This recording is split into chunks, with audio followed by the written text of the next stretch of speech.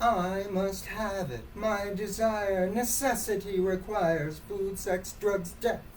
Consume constantly television, potato chips. Life is a fraud. Suck it all in. Don't be discriminate. Don't even bother to digest it. Just swallow it down and shit it out. Bypass the stomach. I know they tried to poison me, but I passed the pill undigested. It is hard on the system. The jaw tires, the teeth wear fast. But I must consume. Pleasure only comes from appeasing the desires. Desire so pleasurable to appease. It is to everyone's benefit that I consume, eating the raw food of the earth and shitting packaged products. So what if I weigh nearly 1,000 pounds? Beached whale, old sow. So what if I crap so much my intestines ache and my anus drips blood? What I do for you is a torture. Life is a horror. I am a whore and a slave to all who pretend to slave and whore for me. The night is bright. I have heard how deprivation induces hallucinations. The day is dark. The same is true for overstimulation. They plant wooden wedges between my jaws to keep my mouth from closing. Then a cement ramp is laid, leading up to my massive chin. Savagely roaring, I lay into it, ripping and tearing into my environment, biting and chewing, clutching and rending, eating and drinking, swallowing and shitting. I am a mouth connected to an asshole, an O which tries to confine eternity within its perimeter. I am a death and a cancer. I am industry. Caricature. I am the Tasmanian devil, waiting for Bugs Bunny to put me under. I dwell among those below, the infernal hordes, gorging on grapes, swilling in excrement, bellowing beneath the sore weight of my omnipotent, all-consuming hunger. Sometimes I turn green with nausea. My digestive tract wants to separate from my palate and escape from the never-ending river of food, unchewed and indigestible, rupturing my digestive tract, spewing inexorable streams, defecating and vomiting simultaneously. They deny it, but I know the vomit is shoveled back into my mouth, and I should not be surprised about the feces. I do not want to eat, but imaginary starvation drives me on. I burn inside, and if I rest, this fire shrieks, lashing out to feed upon my very body. Avoid the trees of Kiri's grove. Refuse her alluring bounty. Fighting your way out of these enticing coils which will consume you as surely as I will consume you if you stand too close to my gnashing teeth. To whose benefit that I should turn the earth to excrement, and turn my bowels to cancer? Whose to benefit, once the world has been consumed and we must live on refuse?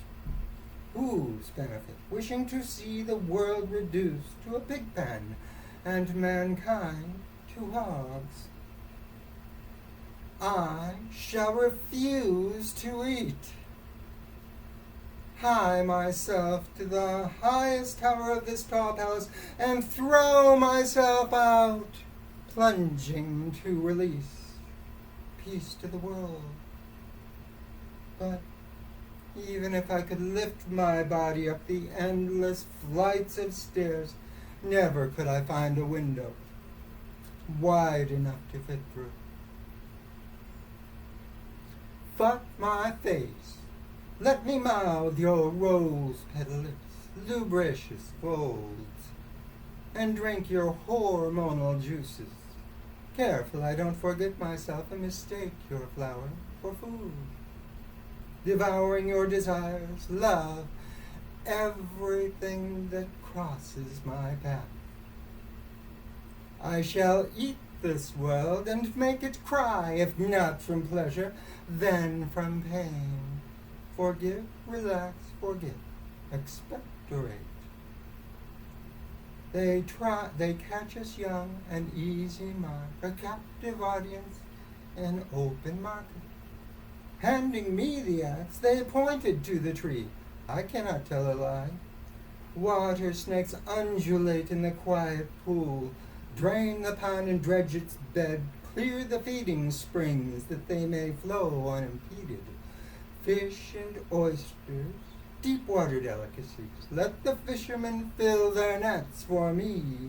Rather I would share in Midas' curse, his petty greed preferable to my gross gluttony. Find me the cornucopia, I shall empty it and eat the shell before it is replenished.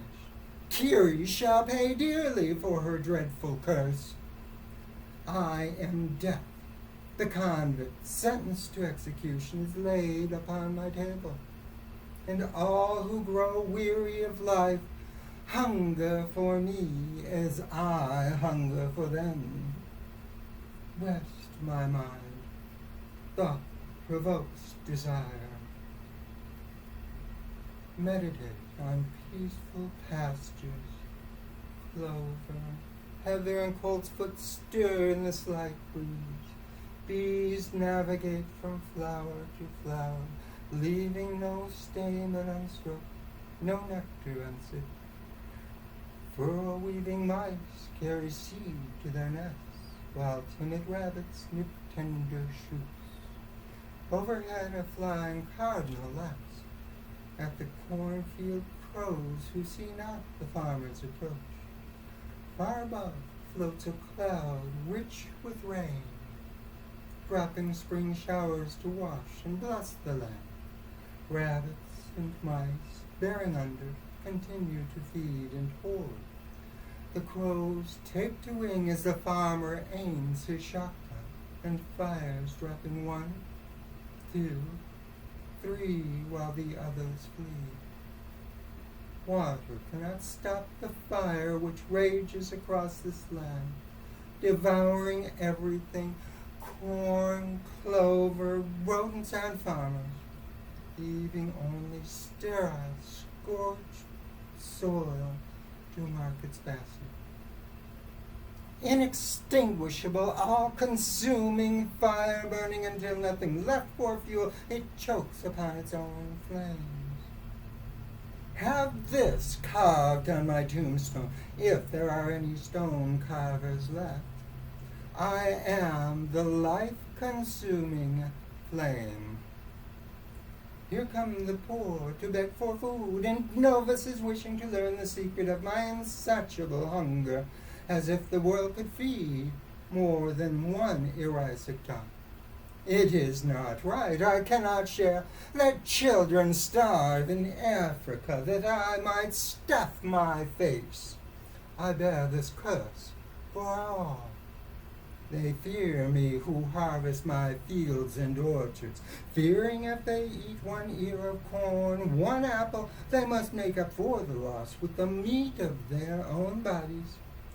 Why should I care if this world dies of rape, so long as I've extracted all its treasure? My riches lie safely vaulted in the First National Bank of Erysichthon. If the earth passes from us, won't that give my riches added worth? Malthus, my mentor, knew the naked truth. I adopt his standard. There is not enough for everyone. There is only enough for me. I name a day of feasting in his honor, a rich person's holiday, long kept secret from common folk. All pious millionaires bowed their head at his name. I must have food for Malthus' day. Opening wide my bowels, I shat a steaming mountain, the odor of which drew Beelzebub and his host of flies to feed and breed in the land of my offal. There is no pit deep enough for my latrine, no sewage plant large enough to process my waste. My palace sits on a cliff overlooking the ocean. My excrement is carted to the cliff edge and dumped into the salt water, where it can be scattered and absorbed by the fecal seas. The ocean is my toilet bowl. How quickly the water yellows and browns. The fish choke their shit-clogged gills, and seabirds fly inland to escape the smell. It was such an effort to carry me from table to toilet, while the sojourn would only augment my hunger, so I had a toilet built into my sturdy dinner seat. My shit is loaded into wagons and dumped into the ocean. Some is mixed with peat moss to feed the earth I feed upon. I shit so much that it tends to get out of hand, dirtying my habitat, fouling up the palace. And sometimes I take feces in hand, like Swift's yahoos, tossing it about in mad fits on floors, on walls, on paintings, on tables, on faces. It stings, quick, nettles, thick, flies, sharp, strikes deep into the heart, driving, impelling, snatching the breath with desire, blind desire to eat the earth and drink the sun, to take all matter, all existence within myself, making it a part of me, that it might die and cease to exist. What I want is to be God and possess the earth, or to rape the earth and kill God. Mine, I am possessive, but truly I am the greatest sensualist, tasting, feeling, seeing, hearing, smelling. I have a baby's senses, and lashed of arbitrary conventions I must engage my senses. Pheasant under glass, succulent roast pork, baked whitefish, fried frog legs, fresh turtle soup. Take my family from the palace, devile and abandon the town before my appetite overwhelms me. Deviled stuffed mushroom, tie me to the chair and gag me, that I may not lure them with my cries. Fresh breaded clam.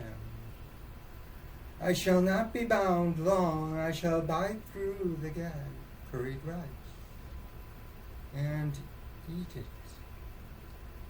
If they will not leave me, then take them by force, but get them gone. Flaming baked Alaska.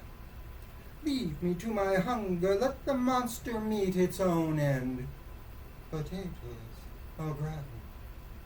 The world cannot go on toiling and sacrificing to feed me. Pickled pig's feet. Go and take everything. Destroy what food you leave behind, and burn the crops green on their stalks. Caviar and escargot. Strip the land within the radius of a week's walking. Home on the cow. Leave nothing to feed my appetite, nothing which could delay the inevitable confrontation between man and his desires. Sad, trapped, floundering. I shall undergo writhing fits, chewing the woodwork, eating the crockery, licking the dust off the shelves. Chicken, duck, turkey. Screaming, I shall dash my head against the cobblestones, tasting the blood dripping down from my pate. Ham, steak, mutton. I shall even conceive a fatal hunger for myself. Asparagus, carrots, cabbage, peaches, pineapple, watermelon. Talking, I waste time chewing air. Bring me food, food!